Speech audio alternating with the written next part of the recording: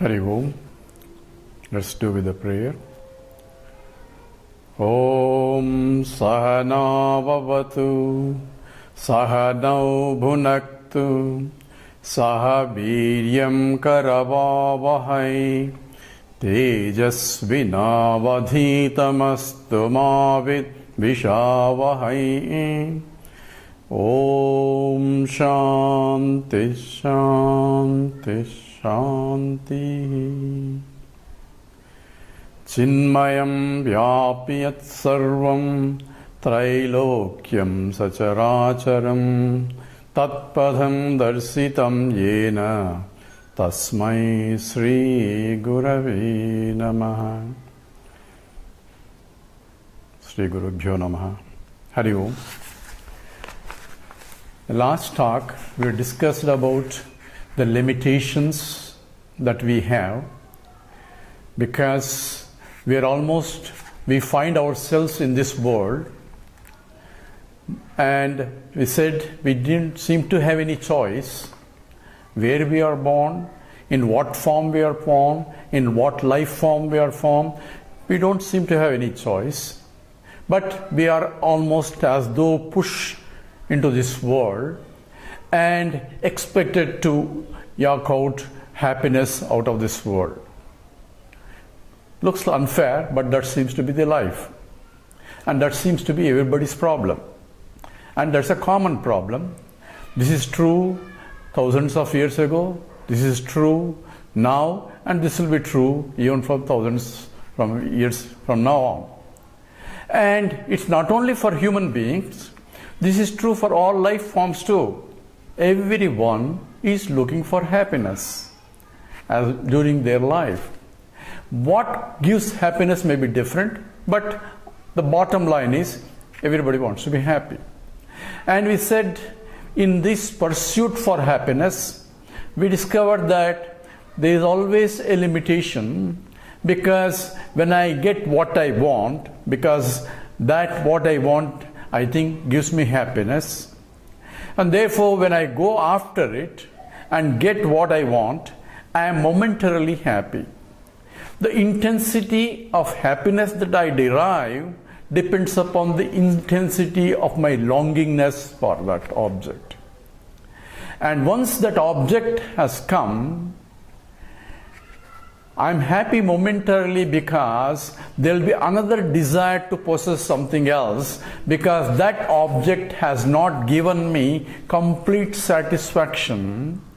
I still feel myself an inadequate person, and I want to be an adequate person by gaining more. So the rat race starts. I want this, and so therefore, so morning till evening, going after, trying to fulfill the desire so that I can be happy.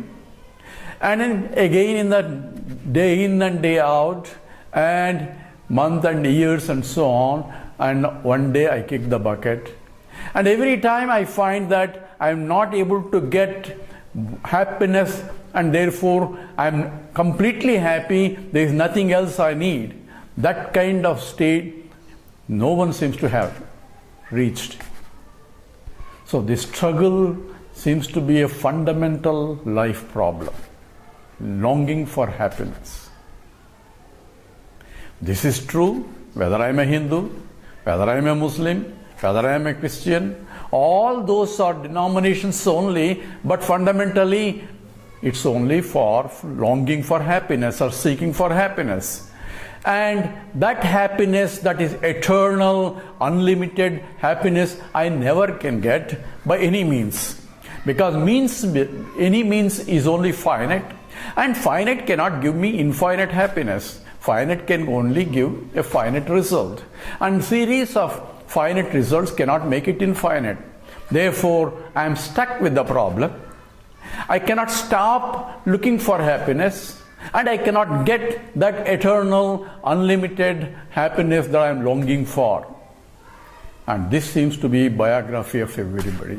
In fact, biography of every living being. So what is the purpose then? Is there a solution to this problem? and looks like there is no solution because I am limited by my capacity to acquire these, and being myself limited, therefore I cannot get unlimited happiness by using a limited processes. And every process is limited because the one who is executor is different from the one who is executing, and the seeker is different from a sought, and each limits the other. Therefore, this seems to be an unsolved problem. But yet, every living being is still longing for. I take different names and different cultures, different organizations, all that only looking for happiness only. I go to a temple, I go to a church, I go to a mosque, and I say I am even atheist because that way it makes me happiness. So everyone, whether it's a believer or a non-believer, whether it's a Hindu or a Muslim or any religion that I am, whether I am irreligious also, I am looking for happiness. And I cannot be satisfied unless I get infinite happiness. Infinite happiness involves gaining infinite things. That means there is nothing more for me to long for, for me to wanting for, or for me to desire, because I have everything now. Therefore, I am completely full, contented, and therefore I am happy. But I can never get that. And this completeness, fullness, what Vedanta calls it as Brahman. Brahman means that which is infiniteness. This comes from a Brihad Dhatu. So Brihad Dhatu, the word means bigness. So big itself is, if you look at it, big is an adjective. So adjective qualifies a noun.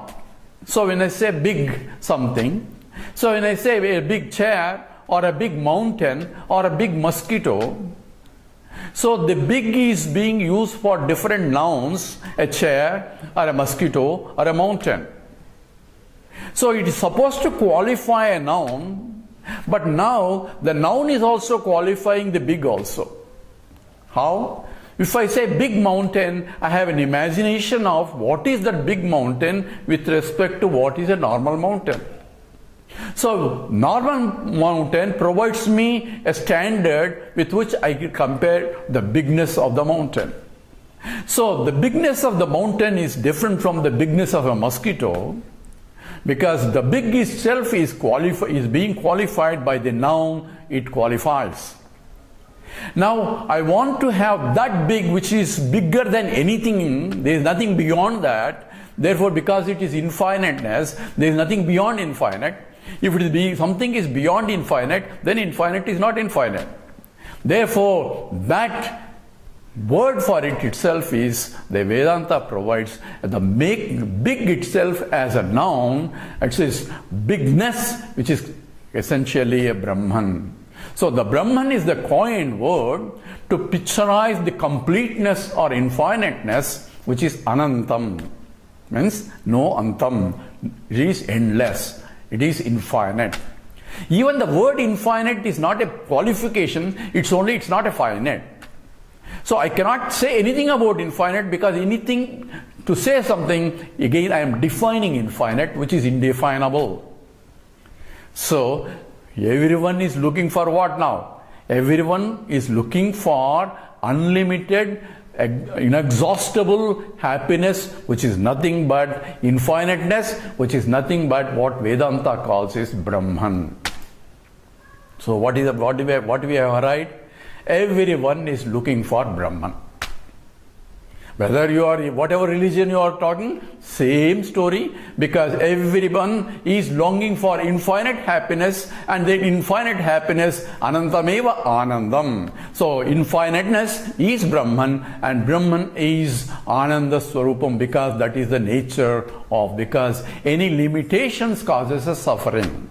Limitlessness alone is infiniteness, which is alone is the Anandam, and that is not happiness as a qualification, it's a happiness, its nature itself.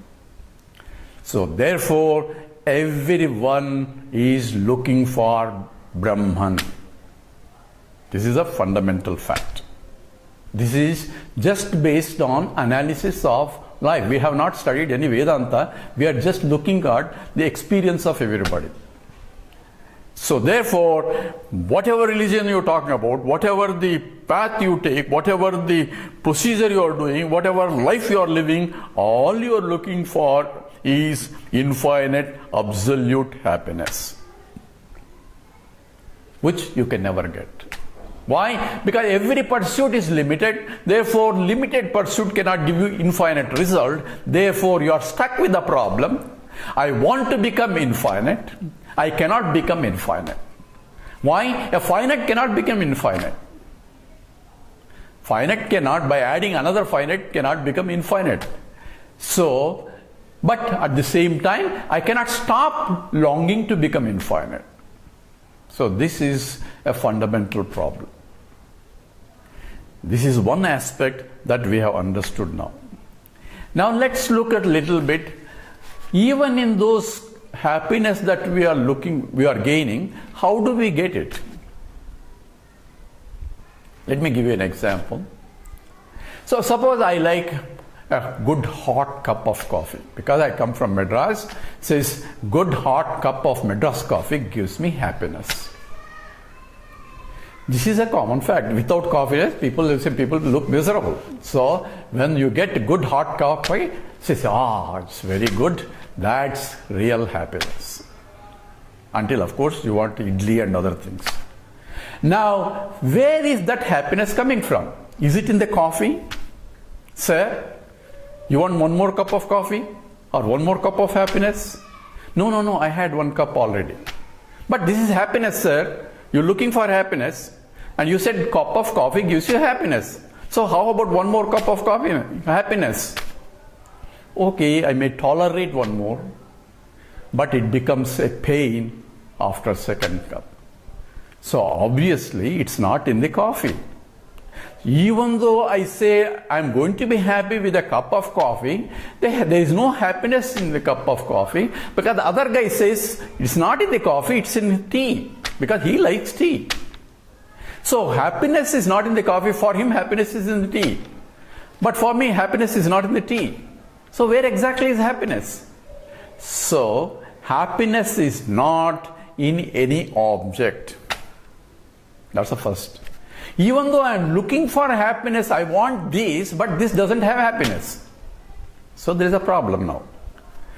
I am struggling for happiness. I think this object is going to give me happiness, but when I got that object, I thought I am happy, but it says it's not coming from the object at all. Then where is it coming? This has to be analyzed correctly. Because this is our problem. Problem is we are looking for happiness. And we are going after objects. So I want this, I want this, I want this, I want this. But in any of this there is no happiness. So how exactly this happiness that I am longing for is coming from, and why am I going after an object when there is no happiness there? So we have to understand the mechanics a little bit. And Vedanta analyzes this problem, and it says, problem is you have given a value to the object, thinking that with that object you are going to be happy. So when I give a value to it, that's my notion, and I want it, my mind is now getting agitated to possess that object, and the agitated mind is a restless mind, is an unhappy mind. I mean, when I get what I wanted, the mind is now contented. It's happy now, it's no more restless, it is a calm and quiet, and in that state of mind where there is no more, momentarily there is no more longing for anything, at least in those few seconds where my desire is fulfilled, where my mind is now no more asking for anything else, at those moments I am completely satisfied. And that mind, a contented mind, is called a happy mind. So how do we get happiness? It's not in the object. It is coming from my own self. And therefore, my longing for this is because of what? I want coffee. Not everybody wants coffee, he wants tea. The other guy wants something else. So where this different longing for different things come from? That come from the habits. It's called vasanas. So I didn't come with a cup of coffee from my mother's home. So when somebody came and I came to Madras, somebody gave me good hot cup of coffee. So I saw, oh, it's so good. What is this? Says, this is coffee. So how do you make it? Oh, just coffee powder, milk, water, sugar and all that. That's it. So I got a recipe. I went and bought some coffee and then I made myself, oh, it's very good. So when I start drinking cup of coffee, I am happy momentarily. But also what happens is, it leaves an impression in the mind that is called a vasana. That means I want to repeat that experience again. So I go for an environment that is conducive to repeat that experience. So I go for places where good hot cup of coffee is served. And whenever I satisfy myself, that impression gets reinforced and that becomes a stronger and stronger vasanas. And that is in the subtlest mind, and that's the one that drives for me the next day at 6 o'clock. I want a cup of coffee. I need that cup of coffee. I cannot otherwise do anything else. So how did it come? Because I myself trained my mind to do that. And therefore, the vasanas that are there expresses themselves as likes and dislikes in the mind, and that becomes an agitations, and then it execution in terms of body level as actions. So the vasanas propel as a desires at the intellectual level, agitations at the mind level, and actions at the body level, and this is become a continuous cycle, because when I perform an action, enjoy in the state, it leaves again impression, more stronger impression, and I become entangled in this cycle, vasanas, then that becomes a desires, that becomes actions, then again vasanas, and this is called Kritimadamodadahu Padanakaranam. Ramana Maharshi says it becomes a whirlpool where I get deeper into this, and I cannot get out of it. This seems to be the life that we are having. So how do I get out of this problem? I am looking for happiness. I am looking for objects. When I fulfill the objects, and again I get impression to repeat that again, and this becomes a continuous problem continuously. That's why life becomes a restless and restless, because there will be time where I don't get coffee at all. There are no more selling coffee. Then I become real miserable. Because if I depend on something other than myself for happiness, I have had it. This is the problem of a human problem, and this is what we need to solve. And how to solve it, we will now try to analyze more deeper in terms of this. We'll do Purnamada, Purnamidam, Purnat, Purnamudachyate, Purnasya, Purnamadaya, Purnameva Vasishyate. Hari Om.